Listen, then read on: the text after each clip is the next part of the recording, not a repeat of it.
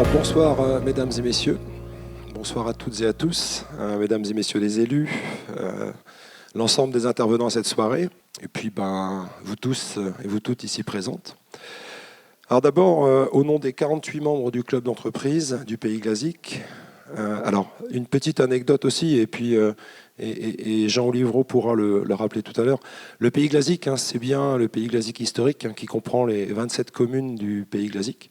Donc on a des adhérents au sein du club qui vont jusqu'à Locronan, Quimper, Ergué, le bassin de Briec, on s'approche aussi de Châtelain.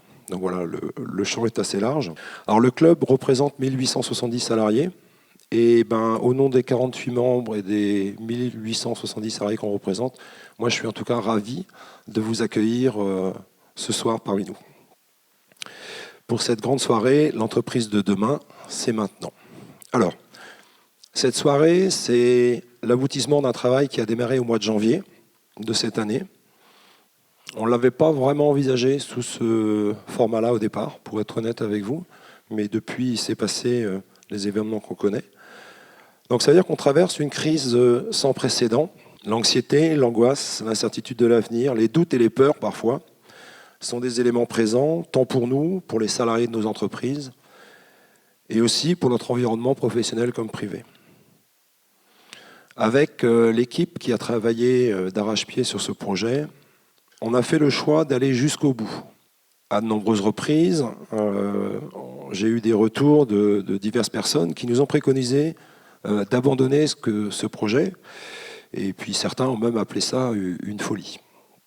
Donc le choix qu'on a fait, c'est vraiment d'aller jusqu'au bout, et si nous sommes réunis ici ce soir, c'est que toutes et tous, nous croyons à cette force de la construction et à notre capacité à avancer et à rebondir. Alors toute crise, toute difficulté, c'est une opportunité d'apprentissage, moi j'en suis convaincu, et je suis convaincu aussi que les choses seront ce qu'on en fera. Notre courage, notre engagement, notre mobilisation pour notre territoire et nos entreprises, notre envie d'aller de l'avant sont des atouts précieux pour sortir grandi de cette crise. Alors, moi je tiens aussi à remercier particulièrement les différents acteurs sans qui cette soirée n'aurait pas été possible. Alors d'abord nos partenaires, Family Sphere, Bernard Révois pépiniériste, donc c'est tous les plans que vous avez sur la scène, la biscuiterie Glazik, Cadio Industrie, Crédit Agricole, Evelop, Génération, Glazik Distribution, Groupama, Honoré Auto, Garage Volkswagen, Le Nouilly Fermeture, le magasin de fleurs Les Cyclades, donc c'est aussi tous les bouquets que vous avez sur la scène, la mairie de Briec, McBride, QBO et TSB 29. J'ai aussi un merci aux équipes techniques de la ville de Briec qui nous ont donné un gros coup de main à préparer cette salle. Et puis un grand merci aux équipes de l'Artémuse, parce que c'est eux qui gèrent toute la partie technique. Et ça, c'est aussi, sans ces équipes-là qui travaillent en sous-marin, on ne pourrait pas faire ce genre d'événement.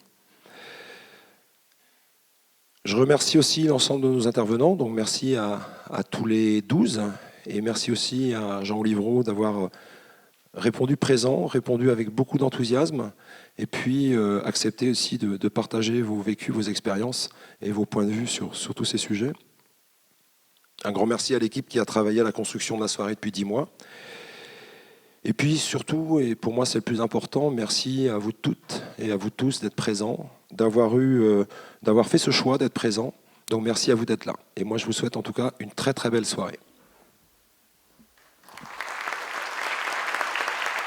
Bonsoir à toutes, bonsoir à tous. Ravi d'être là. Merci de m'accueillir aussi. Pardon, non, c'est le contraire.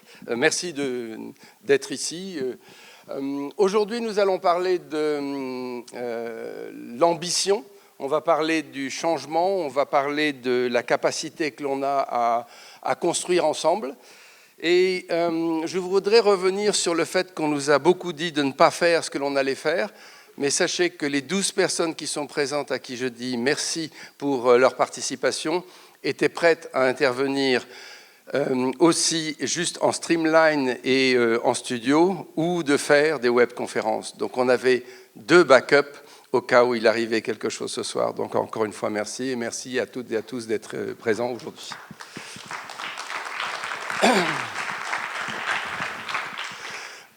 L'activité, la crise, tout ça, ça a commencé par chambouler beaucoup de choses sur la relation du travail. Donc ce que nous vous proposons, c'est de faire une première table ronde sur la relation du travail. Et cette relation du travail, je vais demander à M. Mathieu Avy, directeur général du groupe Génération, s'il veut bien se joindre à nous. Voilà. Alors, je rappelle pour les intervenants, il y a assez d'espace pour que vous puissiez enlever votre masque pendant l'intervention. Et puis, au moment où on repartira, vous pourrez remettre le masque. Voilà. Pardon. Monsieur Avy, je vous en prie. Monsieur Nicolas Dago, du groupe McBride, si vous voulez bien aussi nous rejoindre. Psychologue du travail et des organisations, Madame Soumia Bavière, s'il vous plaît, si vous voulez bien aussi nous rejoindre. Et enfin, je vais demander à Maître Bruno Mion de bien vouloir se joindre aussi à nous. Je vous en prie, asseyez-vous.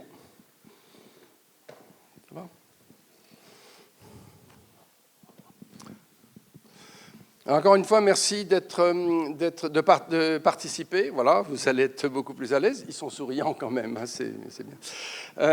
Donc je vais commencer par vous poser quelques petites questions. Et on s'est bien rendu compte que la crise a complètement changé notre activité. Et Monsieur Avy, si vous voulez bien nous dire l'expérience que vous avez vécue, parce que basculer 900 personnes en télétravail, c'est quand même quelque chose.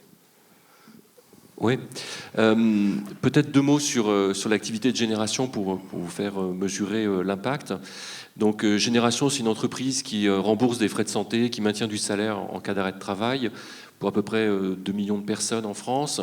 On décaisse aux environs d'1 milliard d'euros, c'est-à-dire 4 millions d'euros de prestations chaque jour. Donc on dit que les assureurs ne payent pas. Je peux vous dire qu'à travers Génération, ils payent près de 4 millions d'euros. Donc, quand les annonces sont faites à la mi-mars, qu'il va bientôt falloir mettre nos équipes en télétravail, il faut que l'activité se transforme complètement. On a très peu de temps, on a 4 jours. Et en 4 jours, on passe de 0 collaborateurs en télétravail à 900 salariés. On avait donc trois impératifs. Le premier, c'était bien sûr la protection de la santé de nos salariés. Le deuxième impératif, c'était comment faire pour maintenir le paiement des prestations, comment on réinjecte tous les jours dans l'économie ces fameux 4 millions d'euros. Et puis le troisième, c'est quelle équipe, quelle organisation pour faire tout ça. Ce qui est intéressant, d'abord merci d'avoir réussi à mettre tout le monde en télétravail de façon à ce qu'on puisse avoir nos remboursements, etc. Parce que mine de rien, sinon ça ne marche pas. Dans cette organisation, en termes de management de l'équipe aussi, qu'est-ce que ça provoque? Parce que j'imagine qu'au-delà de l'équipe, vous avez aussi les représentants du personnel. C'est peut-être pas aussi simple que ça d'organiser ce changement-là. Alors, oui, effectivement, ça suscite beaucoup de bouleversements dans les relations sociales, à tous les niveaux. Donc 900 personnes sur 3 sites, Quimper, l'Île-Tudy, bon, ça va, c'est 17 km de distance, et puis également des collaborateurs à Lisbonne. Donc on jongle sur 2 pays, 2 législations, des gouvernements qui ne prenaient pas les mêmes mesures en même temps, pas les mêmes protections sociales non plus, donc ça suscite un peu d'émotion et un peu d'organisation. Donc pour commencer, j'ai monté une cellule de crise, je pense comme à peu près toutes les entreprises en France, donc rien de bien nouveau, mais avec une fréquence journalière où on a réorganisé, on a innové tous les jours pour maintenir le service client, avec une équipe réduite, pas nécessairement les membres du COMEX ou du CODIR. En fait, on s'est appuyé sur les personnes qui nous ont semblé les plus importantes et puis les plus dimensionnées pour conduire ces opérations. Celles aussi qui géraient le mieux leurs émotions, parce qu'il y avait beaucoup de stress, beaucoup d'émotions sur le moment. Et puis derrière, c'était comment on allait emmener 900 collaborateurs qui avaient l'habitude de se retrouver tous les jours sur site, comment on allait emmener ces collaborateurs, les garder engagés alors qu'on n'avait jamais télétravaillé, on n'avait jamais managé des équipes à distance. Donc on a appris en marchant, on a multiplié notamment avec l'équipe com des vidéos, des moments d'échange. On avait un blog qui était alimenté quasi au quotidien pour conserver le lien, donner les bonnes directives et faire en sorte qu'on garde un bon état d'esprit. Et bien sûr, les entreprises de 900 personnes, vous doutez qu'on a aussi des représentants du personnel qui étaient partie prenante.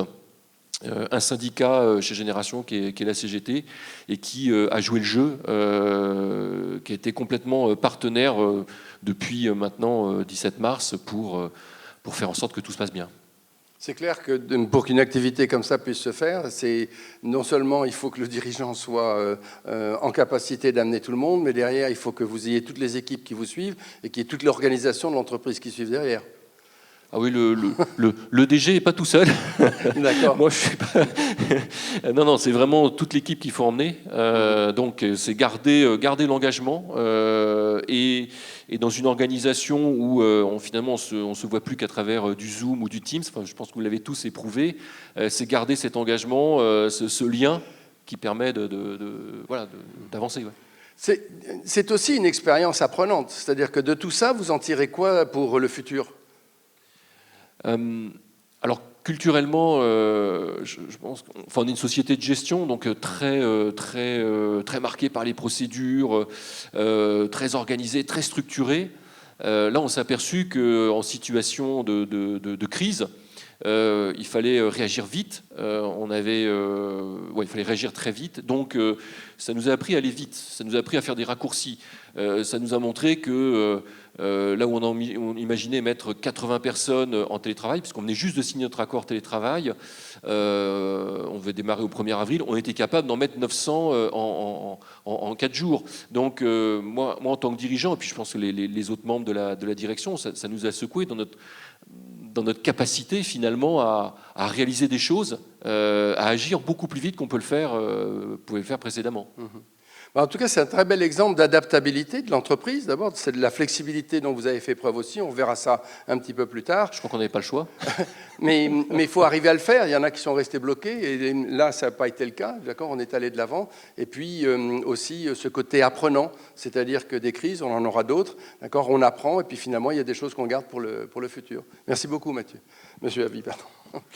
Monsieur Dago, vous avez eu une situation, une expérience, si je casse pas tout, une expérience aussi qui était très intéressante parce que vous avez su profiter de la situation et profiter dans le bon sens. Et entre parenthèses, merci d'avoir mis au service de tout le monde les produits dont vous allez nous parler maintenant.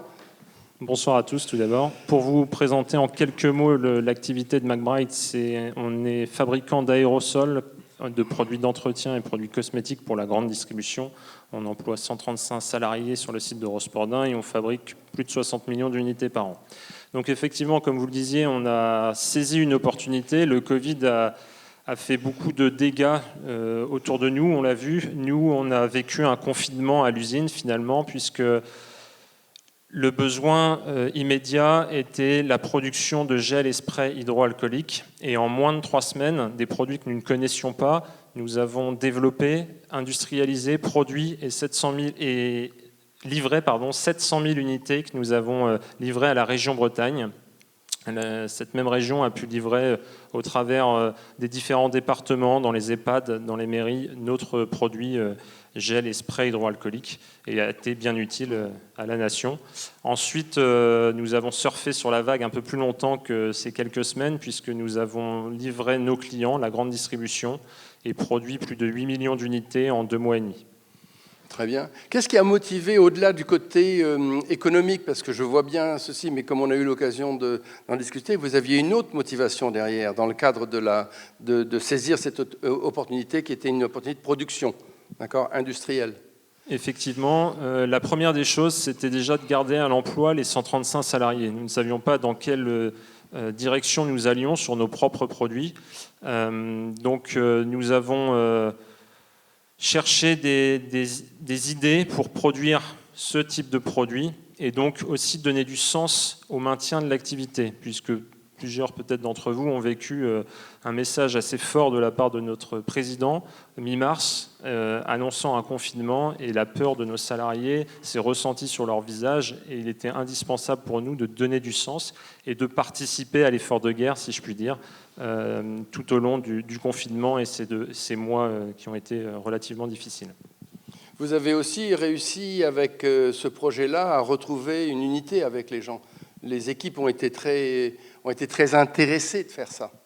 Effectivement, le fait de donner du sens, d'avoir un but ultime et identique à tous, même si une partie de nos équipes sont parties en télétravail, une vingtaine de personnes sur les 135 CDI, puisque vous comprendrez que piloter des lignes ou une industrie à distance ou à domicile, c'est pas possible.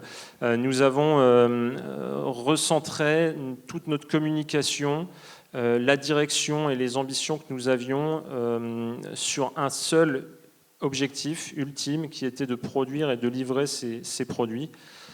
Pour cela, on a renforcé l'ensemble des gestes barrières que nous avions déjà anticipés depuis le début de l'hiver, sans vous cacher qu'on était relativement prêt à faire face à cette épidémie et à ce virus.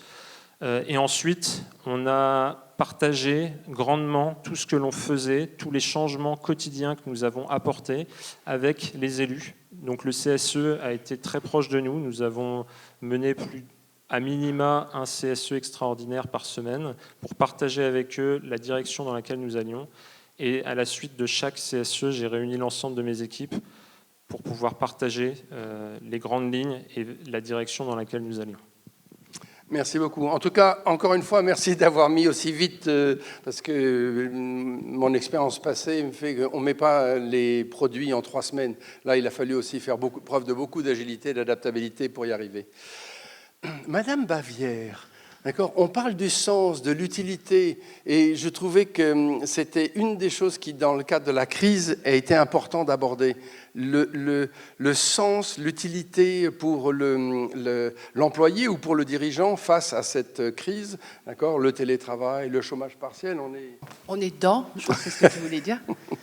Alors, je trouve vos exemples super, et pour répondre à la question, si je me base sur le modèle de l'autodétermination, on sait que pour se sentir utile au travail, pour s'engager, s'impliquer, pour persévérer dans la difficulté, et pour être créatif aussi, parce qu'il faut pouvoir l'être pour faire face aux obstacles, on a besoin, en tant qu'individu, dans sa relation au travail, de 3 besoins.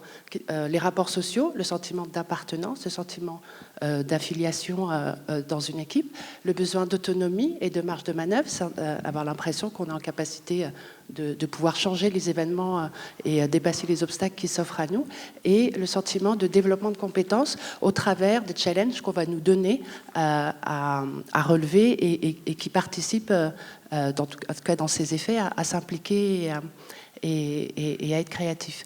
Et par rapport aux exemples ici, mais on en a d'autres aussi par rapport à ce que nous on a pu entendre, c'est que justement il y a eu, on va dire, 2 catégories, soit le sentiment d'utilité par rapport au sens que je peux donner à mon métier, à mon rôle, à ma place dans l'organisation, il s'est démultiplié, c'est-à-dire qu'en fonction des métiers, là il y a eu ce sentiment, on s'est senti limite un peu important, ou en tout cas investi dans quelque chose de plus grand que nous. Et puis à l'inverse, pour ceux qui ont été écartés, ou en tout cas dans leur activité a été différée, justement ces 3 besoins, eux, se sont écroulés de manière assez importante, et donc du coup c'est un peu ce sentiment d'utilité dans sa fonction qui a été touché. Ça reste un des éléments aussi qu'il ne faut pas oublier, parce qu'on peut créer de l'utilité avec des personnes quand on est sur des projets, mais pour les personnes que l'on met en chômage partiel, d'accord, comment est-ce qu'on arrive à recréer du lien avec eux? Comment est-ce qu'on arrive à leur montrer qu'ils sont aussi importants, que c'est juste un passage, ce moment-là? Parmi ce qu'on peut observer, et là c'est empirique, parce que à ce stade-là, il n'y a pas de modèle ou d'études abouties sur lesquelles on peut se référer, mais de manière empirique, le levier sur lequel globalement tout le monde a joué jeu, c'est sur le levier des rapports sociaux. C'est ce besoin qu'on a ce sentiment, ce besoin d'appartenir à une équipe, de se sentir reconnu, d'avoir son expertise qui est reconnue. Donc du coup, quand on est décalé, pour les personnes qui ont eu des activités réduites, l'investissement a été fait pour essayer de recoller et de retrouver ce sentiment d'esprit d'équipe, hein, si on veut l'appeler simplement comme ça. On a revu cet exemple aussi dans les 2 cas précédents, où vous dites à quel point la communication aussi avec les gens, que ce soit les gens qui sont bloqués ou que ce soit les gens qui sont en fonction, d'accord, doit être fait. Il y a une dernière question que je voulais poser, c'était, ok, on parle de la problématique que l'on a eue maintenant, mais je trouve on a eu l'exemplarité du travail d'équipe. Et je trouve que c'est un sujet qui est très important pour l'avenir de l'organisation de nos entreprises. Vous en pensez quoi du fait de ce besoin d'avoir confiance dans les équipes, de les faire travailler sur les solutions pour l'avenir? Ça a été un facteur qui a été facilitant dans les entreprises qui ont traversé ces situations. Et vos 2 exemples sont criants. C'est-à-dire qu'à partir du moment où j'implique, où je partage, où je donne de l'information, quel que soit le statut, quel que soit le profil que j'ai dans l'entreprise, là, il y a une ouverture et un partage de la communication jusqu'à des éléments stratégiques, hein, alors que jusqu'à présent, je n'étais pas forcément impliquée, mais là, maintenant, je suis impliquée. Passe par ce vecteur de la confiance, confiance qu'on peut donner a priori, confiance qu'on peut gagner, confiance qui peut être un effet d'une action, mais là ça a été donné majoritairement a priori, une confiance qui a été donnée a priori pour laisser les professionnels s'engager et travailler, qu'on soit loin ou près de son entreprise. Très bien, merci beaucoup. Pour en revenir sur le dirigeant qui doit s'occuper d'organiser tout ça, aujourd'hui, la responsabilité du dirigeant est engagée. On a bien vu que dans le cadre du Covid, on avait une inquiétude sur qu'est-ce qu'on pouvait faire, pas faire, la sécurité est une obligation, la vie perso, la vie pro, comment on s'organise autour de ça et quels sont les conseils que vous pourriez donner, maître ? Pardon. En fait, pendant la période de confinement qu'on a tous traversé, j'ai eu 2 types de problématiques, effectivement, qui étaient d'un côté ceux qui continuaient à travailler en présentiel et tous ceux qui étaient soit en chômage partiel, soit en télétravail. Je les mets presque dans le même côté, mais parce qu'ils étaient éloignés physiquement de l'entreprise et que la relation devait être maintenue dans des conditions adéquates pour éviter le délitement de l'entreprise. Dans le cadre de la continuation d'activité, la préoccupation première, et qui a été répétée régulièrement dans les médias via les décisions qui tombaient par les tribunaux, c'était il faut associer les représentants du personnel d'une part et formaliser un certain nombre de documents, définir un certain nombre de règles de fonctionnement et surtout les actualiser régulièrement pour que les choses s'adaptent au fur et à mesure de l'évolution des connaissances. Comme je le dis souvent à mes clients, on ne nous demande pas que de faire, on nous demande de montrer qu'on a correctement fait. Et à partir de là, on doit être en mesure de tracer, et je pense que ça a été le travail qui a été fait chez mes interlocuteurs aujourd'hui, c'est de tracer au fur et à mesure l'ensemble des mesures et mettre en place une cellule dite de crise qui va construire et définir le rôle de chacun pour assumer et faire fonctionner ces éléments de procédure. On a besoin d'une trace. Et j'ai entendu tout à l'heure qu'il y avait eu des perquisitions chez certains hommes d'État en ce moment qui se sont passées aujourd'hui. Ces perquisitions, elles cherchent à quoi ? À voir ce que l'on avait fait, comment on l'avait fait, dans quelle chronologie. Et donc l'ensemble des documents et des traces que l'on va pouvoir avoir construits en amont permettrait, j'espère que personne ne sera l'objet de perquisition ce soir ou un autre jour, mais permettra évidemment de montrer qu'on a eu pour seul objectif d'assurer la sécurité et la continuité de l'activité, tout en même temps, les deux en même temps, comme on dit couramment. On parle du document unique, de l'évaluation des risques. Est-ce qu'il faut aussi prévoir la suite ? On parlait de plan de continuation, des choses comme ça aussi, c'est des choses qui doivent être organisées ? Alors, On a un outil pivot dans l'entreprise qui date de 20 ans, mais que beaucoup de gens ont rangé gentiment dans le tiroir, alors, qui s'appelle le document unique d'évaluation des risques, qui est souvent, malheureusement, considéré comme un papier pour répondre à l'autorité inspection du travail ou gendarmerie en situation quelle qu'elle soit. Sauf que ce document, c'est vraiment un document pivot qui sert à faire le lien entre la connaissance que l'on a des risques, l'appréciation que l'on peut avoir des risques et les mesures que l'on mettra en face.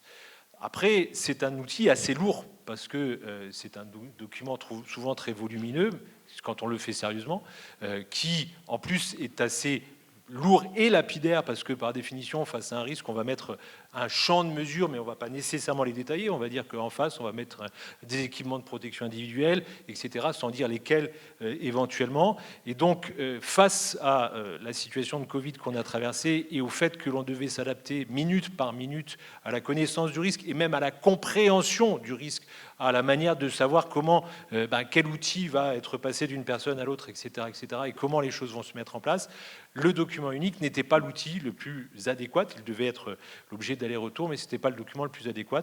Et on mettait en place effectivement des plans de continuation d'activité. On a mis en place des plans de continuation d'activité ou des plans de reprise pour tous ceux qui ont repris au mois de mars-avril, voire mai, l'activité, pour dire minute par minute, plans qui sont revisités et qui sont beaucoup plus malléables qu'un document unique, qui sont revisités avec le représentant du personnel, éventuellement chaque semaine, voire encore moins, plus souvent, si nécessaire. Je pense justement à la responsabilité du dirigeant, mais je pense aussi au fait que l'on a une délégation de pouvoir à donner.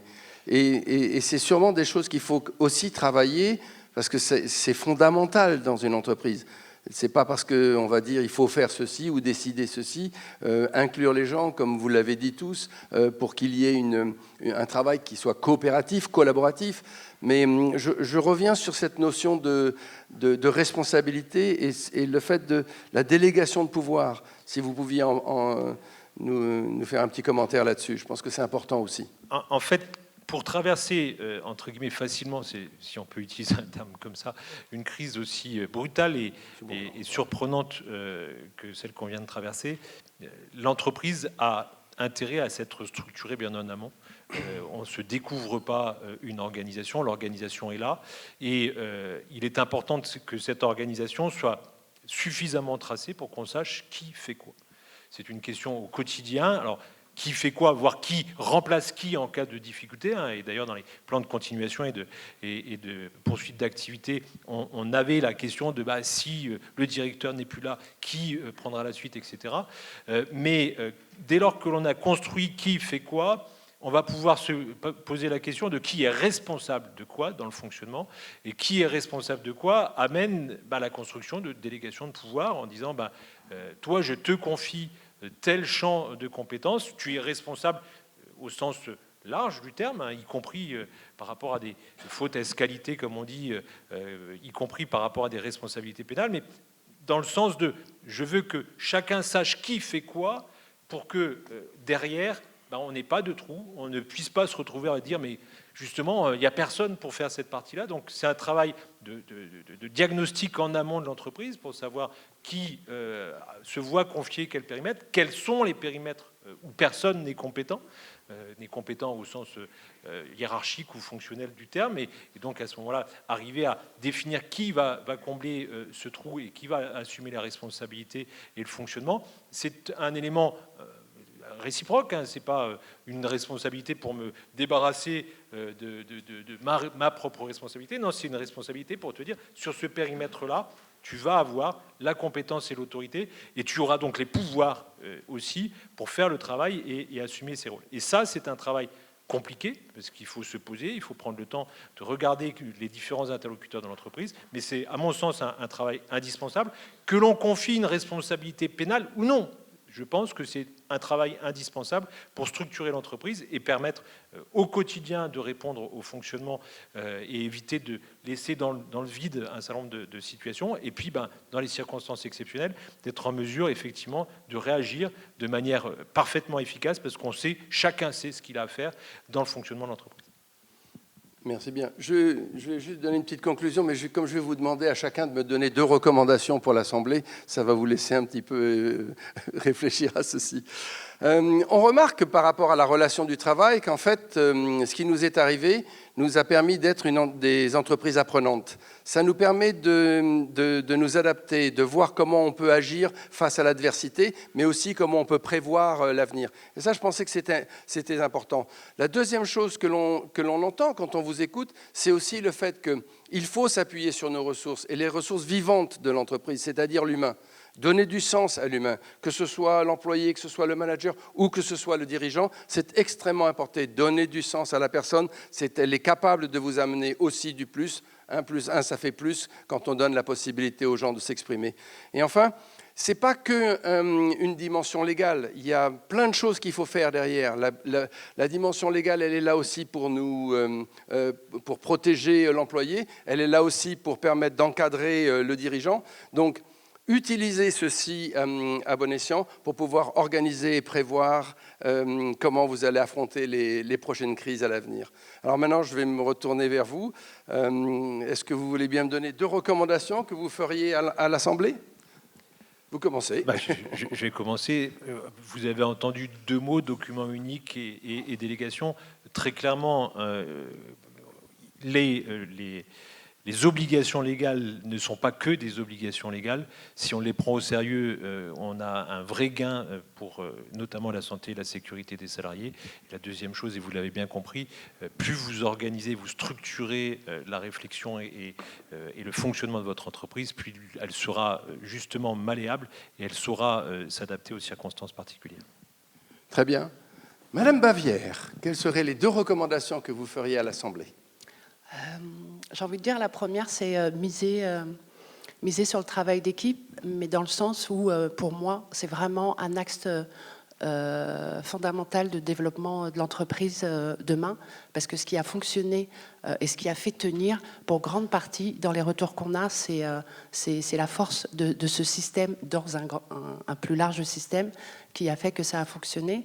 Et on l'a vu, hein, ça ne s'improvise pas, et parfois c'est ce qui a pu faire défaut, ça ne s'improvise pas, ça se prépare, et donc voilà, miser sur le travail d'équipe, et après simplement, et encore plus parce avec ce que je viens d'entendre, faire confiance aux équipes dans l'adversité, dans la difficulté, y répondre présent, et donc faire confiance, avoir ce lâcher-prise qui permet de multiplier les forces de manière satisfaisante pour tous. Merci beaucoup. Quelles seraient les recommandations que vous faites, Monsieur Lago ? Je vais commencer par dire déjà donner du sens. C'est tout l'intérêt et tout ce qui a permis de la réussite de notre projet, j'ai envie de dire, en tout cas dans le cadre de cette crise. Donner du sens par la communication, par l'objectif, les enjeux derrière tout le projet que nous avons mené.